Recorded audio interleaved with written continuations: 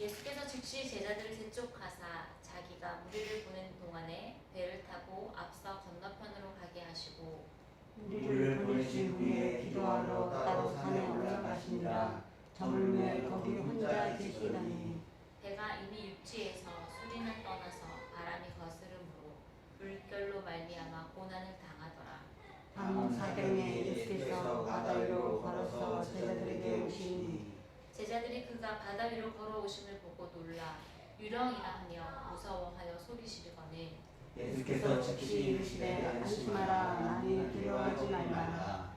베드로가 대답하여 이르되 주여 만일 주님이시거든 나를 명하사 물 위로 오라 하소서 하니 오라 하시니 베드로가 배에서 내려 물 위로 걸어서 예수께로 가되 바람을 보고 무서워 빠져가는지라 소리질러 이르되 주여 나를 구원하소서 하니 예수께서 즉시 손을 내밀어 그를 붙잡으시며 이르시되 믿음이 작은다여 왜 의심하였느냐 하시고 배에 함께 오름에 바람이 그치는지라 배에 있는 사람들이 예수께 절하며 이르되 진실로 하나님의 아들이로소이다 하더라. 아멘.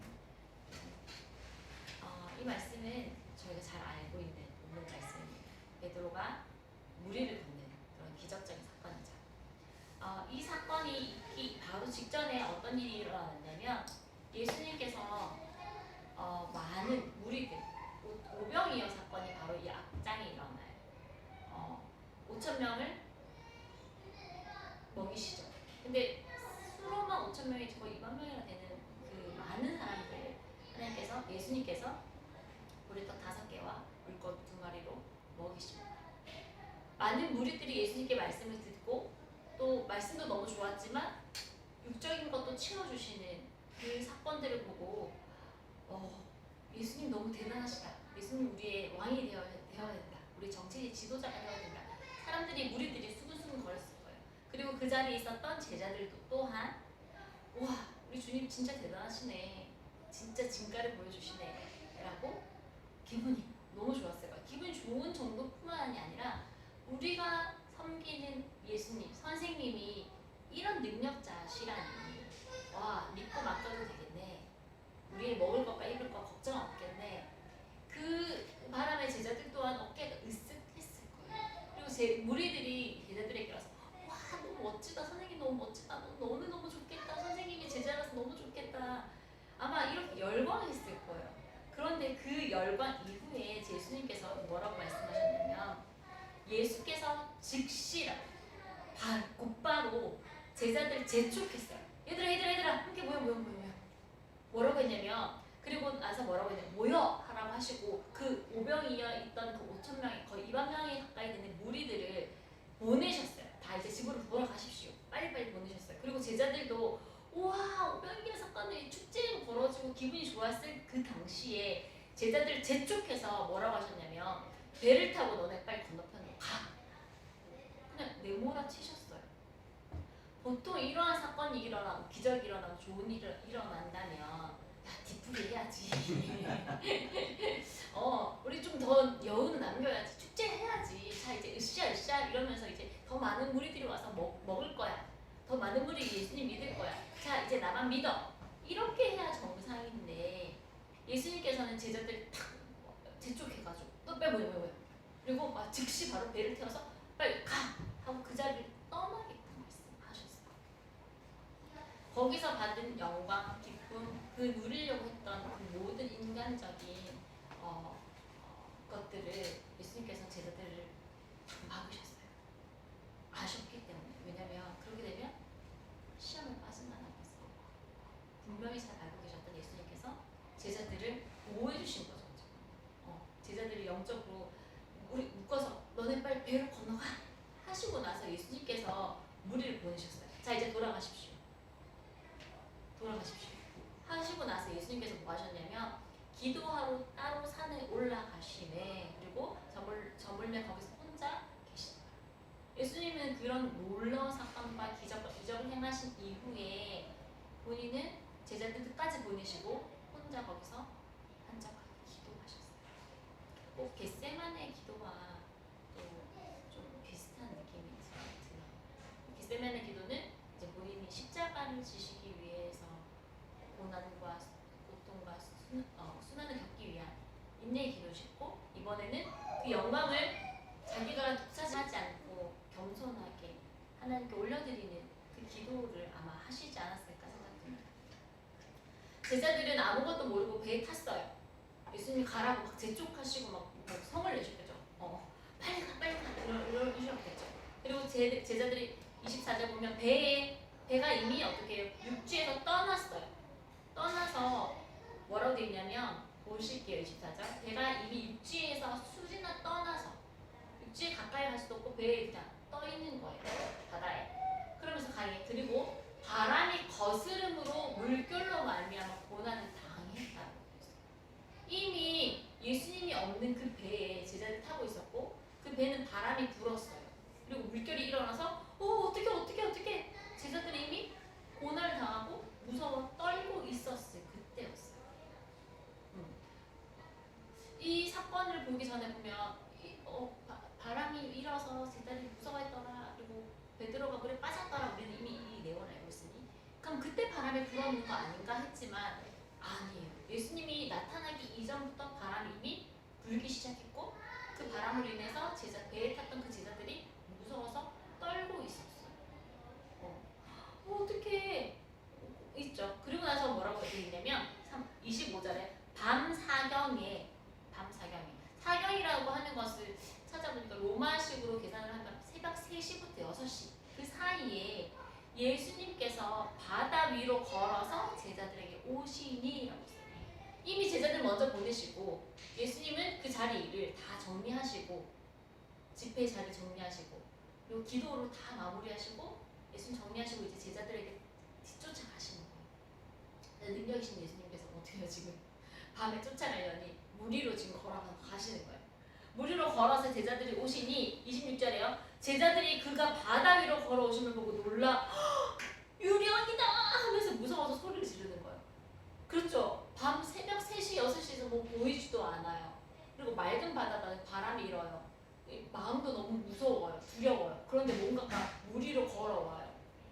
사람이라고는 생각할 수 없죠. 왜냐하면 상식적인 일이 아니기 때문에. 그래서 이 제자들은 다 같이 유령이다 귀신이다 못 볼 것을 봤다고 더 놀라서 막 배가 뒤집힐 정도로 날렸을 것 같아요.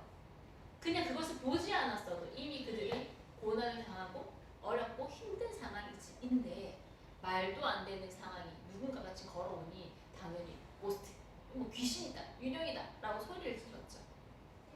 아무것도 보이지 않으니 아무것도 보이지 않으니 두려웠어요. 그리고 유령이라 귀신이라고 생각했을 거예요. 그리고 그 소리를 지르는 것을 보시고 예수님께서 뭐라고 하냐면 예수께서 즉시 이르시되 즉시 여기에는 즉시란 말이 굉장히 많아요. 즉시 이르시되 뭐라고요? 안심하라 나니 두려워하지 말라 라고 이야기하는 거예요. 이미 제자들은 바람 때문에 두려워했고 물결 때문에 두려워했어요. 우리 빠지는 거 아니야? 이러다 우리 죽는 거 아니야?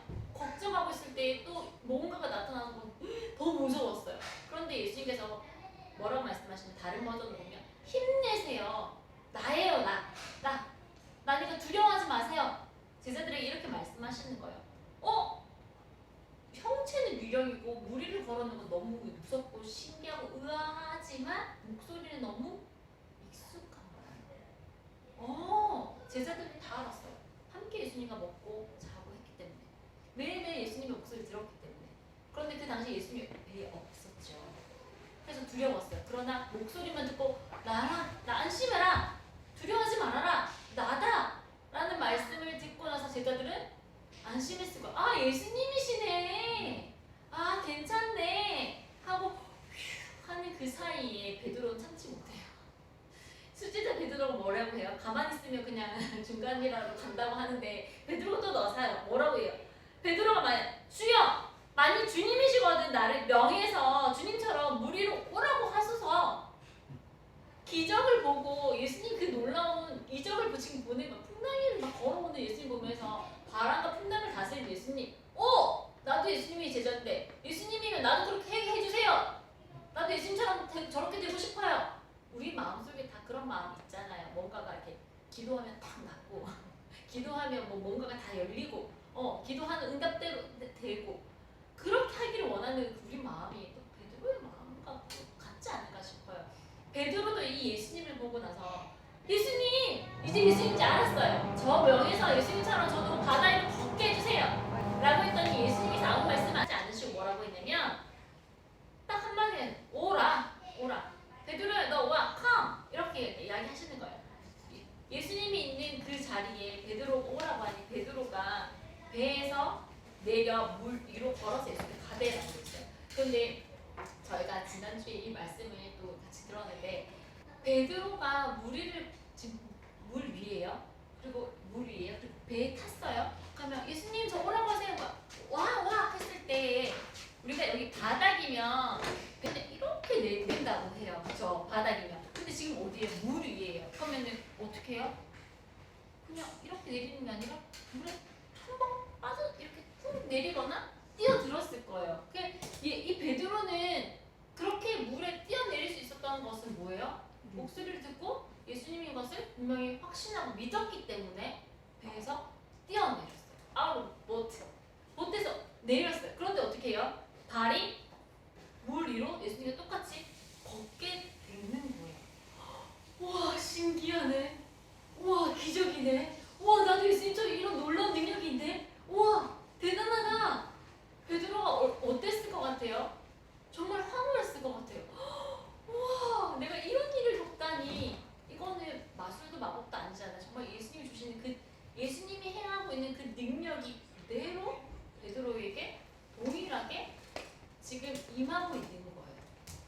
예수님이 하는 이적과 이 모든 것들이 누구에게 있어요? 지금 베드로에게 똑같이 일어나고 있는 거예요. 하나님의 능력이 예수님께 임하고 예수님의 능력이 곧바로 베드로에게도 똑같이 임하고 있는 거예요.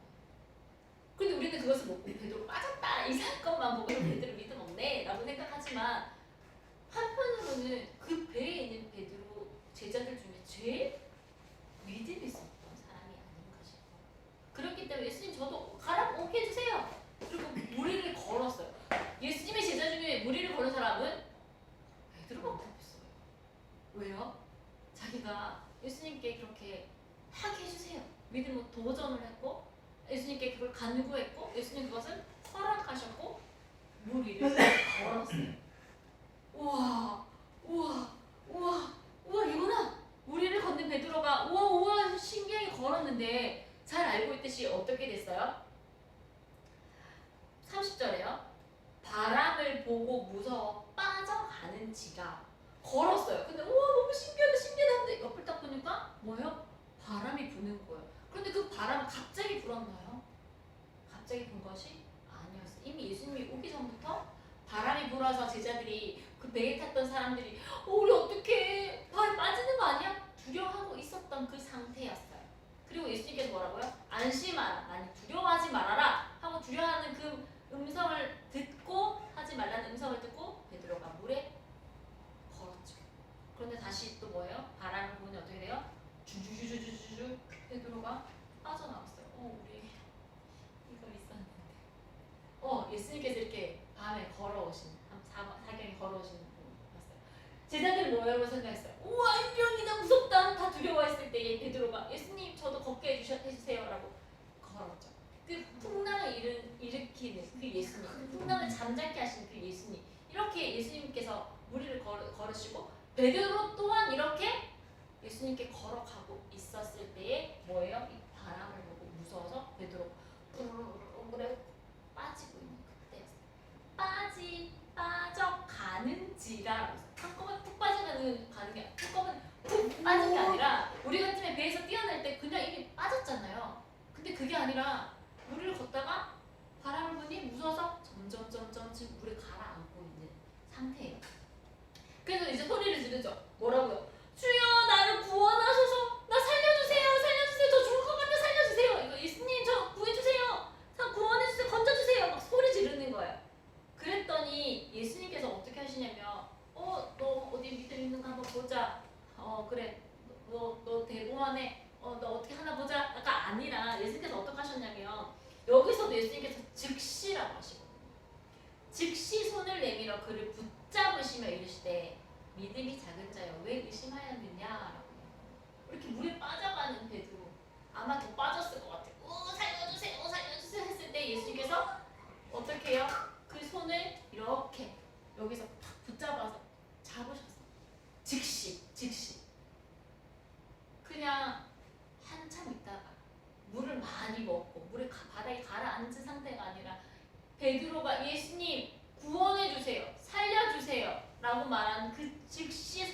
와서 바로 베드로야 옆에서 바로 아이가 정말 물에 빠져서 수영할 때 물에 들었을 때 엄마가 이렇게 아빠가 옆에서 이렇게 손을 내밀고 그냥 기다리고 있는 것처럼 예수님께서 바로 이렇게 베드로를 건져 주셨어. 즉시 건져서 이 이야기하죠. 믿음이 적은들 왜 의심하느냐. 어떻게 보면 되게 책망의 소리인 것 같지만 책망의 소리가 아니라 베드로야 의심하지 마. 내가 옆에 있어. 안심해. 두려워하지 마. 너 걱정하지 마. 바람 보고 걱정하니 너가 이렇게 빠지잖아. 괜찮아. 내가 있어. 라고 말씀하시는 그 음성인 것 같아. 근데 우리는 이거를 베드로는 믿음이 없는 자야. 바다를 보고 물에 빠졌어. 라고 생각하지만 오히려 베드로는 그 배에 탄 사람들 중에 제일 용감하고 믿음 있고 도전적인 사람이 아니었나 생각이 들어요. 그리고 그랬기 때문에 예수님과 똑같은 이 무리를 걷는 기적을 맛보고 왔어. 그렇지 않으면 물에 빠진 두려움도 있었지만 그렇지 않으면 이런 기적을 맛본 사람은 아마 없지 않아요. 없었어요. 그렇게 기록된 사람도 없고 그렇게 믿는 사람도 없었어요. 예수님 말씀이 들렸고 베드로는 그때 믿음이 생겨서 무리를 걸었어요. 그러나 풍랑 때문에 빠져서 죽을 것 같아서 너무 두려웠어요. 그러나 예수님께서 그 풍랑을 보내셨다면 분명히 그 이유가 있을 거예요.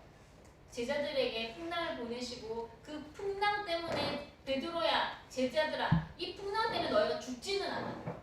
너희가 망하지는 않아. 너희가 풍랑 가운데서 누구를 바라봐? 바람을 바라보지 않고 나를 바라봐. 예수님께서는 계속 그 말씀을 베드로에게 제자들에게 알려줘 베드로에게 믿음의 훈련을 시킨 한 장면이 아닌가 싶어요. 그리고 32절 보시면 배에 함께 오름에 바람이 그치는 자. 예수님이 베드로의 손을 잡고 그 배에 딱 올랐을 때 예수님이 없었을 때부터 불었던 그 바람이 이제는 그쳤어요. 예수님과 함께 있을 때 모든 바람과 풍랑이 잔잔하여졌어요. 우리가 알고 있는 내용은 거의 여기까지 잘 알고 있는 내용이고 이런 사건이구나 하고 잘 알았어요. 그런데 이 사건으로 말미암아 너무 은혜로운 말씀들이 저에게 참 많이 있어요. 우리의 인생도 이러한 풍랑 가운데 살아가는 것 같아요. 어떨 때는 파도가 잔잔하게 불 때도 있고 거칠게 불 때도 있고 몰아쳐서 바다에 빠져서 위험할 때도 있는 것 같아요. 우리도 지금 많이 난항에 있어요. 어떤 상황인지 모르겠어요. 주님의 뜻을 헤아리기도 쉽지 않고 주님의 뜻대로 살아간다고 도전하고 용기 있게 이렇게 살아오고 그러한 삶이 더욱더 어렵게 다가오고 힘들게 다가오는 것 같기도 해요. 그런데 흔들리는 배와 같은 우리 인생 가운데 하나님의 뜻은 우리 분별할 수 없고 이해할 수 없지만 하나님께서 분명히 말씀하시는 게 있지 않을까라는 생각이 들어요.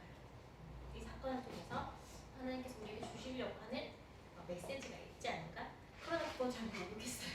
아직도 제가 이 시간이 지나면 알 것 같아요. 그러나 그걸 모른다고 하더라도 우리도 베드로처럼 하나님의 음성을 듣고 그 음성을 믿음으로 나아갔으면 좋겠어요. 그러나 가끔 이렇게 베드로도 빠진 수제자도 빠지는데 우리도 빠지죠 당연히. 흔들리고 낙심하고 괴롭고 힘들지만 그러나 그 배에 예수님께서 함께 하시니 그 바람이 멈췄던 것처럼 우리도 지금도 우리가 함께 하시고 손 내밀어서 우리를 딱 잡아주시는 그 예수님이 우리 옆에 계심을 믿고 나아갔으면 좋겠어요. 잘 안 돼요. 근데 이것은 베드로의 믿음을 더 크게 하기 위해서 나오는 것처럼 보여요. 그러나 그 뒤에 사건이 한 줄 더 있어요. 어떤 거냐면 13절 말씀. 맨 마지막 줄 말씀이에요. 같이 읽을게요. 시작. 배에 있는 사람들이 예수께 절하며 이르되 진실로 하나님의 아들이소이다 하더라. 배에 함께 올라서 배의 그 모든 바람이 그치고 배에 있는 모든 사람과 베드로와 너무 안심했어요. 베드로는 와 나 죽을 뻔했다 이런 마음이었을 거예요. 그리고 제자들 또한 쟤 왜 저래 이러다가 여러 가지 마음이 배에 있는 사람도 같이 들었을 거예요. 지금 보면 예수님과 베드로만 크게 보이지만 마지막 절에 보면 그 옆에 배경에 있던 사람들도 있어요. 주인공뿐만 아니라 배경이 있었는데 그 배에 있는 사람들이 그 주변 인물들이 그렇죠. 그 주변의 인물들이 보면서 뭐라고 했냐면 배에 있는 사람들이 예수께 절했어요. 배에 있는 사람들 누구예요? 제자들이에요. 예수님께 제자들을 태워서 보냈잖아요. 제자들이고 또 나머지 사람들 뭐 예수님 또 따르는 그런 제자들이 있었거든요. 일단 12제자들이 그 안에 있었어요. 근데 그 사람들이 뭐라고 이야기했냐면 진실로 하나님의 아들입니다 라고 이야기하는 거예요. 예수님이 진실로 하나님의 아들입니다 라는 그 제자들이 이때 고백을 하는 거예요. 그러면 제자들이 이때까지 예수님을 따라다니고 말씀을 듣고 오병의 기적의 사건이 일어났고 영의 양식, 육의 양식을 다 먹고 다녔지만 그들 마음속에 예수님이 하나님의 아들이라는 그 믿음이 없었던 거예요. 그러나 이 베드로의 이 사건을 통해서 무리를 거르신 이 기적의 사건을 통해서 믿음이 적어져 왜 의심하느냐 두려워하지 말아라 이 사건을 통해서 뭐예요? 아 예수님이 정말 하나님의 아들이시구나. 이 우주 만물을 다스리고 초자연적인 역사와 힘을 다스리시는 분이구나. 저분이 우리를 구원해 주시는 구원자이시구나라는 것을 베드로뿐만이 아니라 배에 있는 모든 사람들이 그것들을 절하며 나아갔어요. 우리는 파도를 만나며 이게 왜 일어나지? 우리에게 왜 이 사건이 일어났지? 의아해요. 당혹스러워요. 이렇게 왜 그러지 하고 당황스러워해요. 그러나 이 사건을 통해서 우리는 그 상황 가운데 파도 가운데 의아해하지 않고 의연하라고 말씀하세요. 왜냐하면 예수님이 하나님의 아들이심을 증거하고 나타내기 위함이기 때문이라고 말씀하세요. 그렇기 때문에 두려워하는 이 베드로와 제자들에게 예수님이 원하시는 것은 두려워하지 마. 내가 하나님의 아들이야. 두려워하지 마. 내가 너와 함께 있어. 두려워하지 마. 내가 너를 건져줄 거야. 라고 말씀하시는 그 음성의 초점을 옮겨가게 만드는 것 같아요.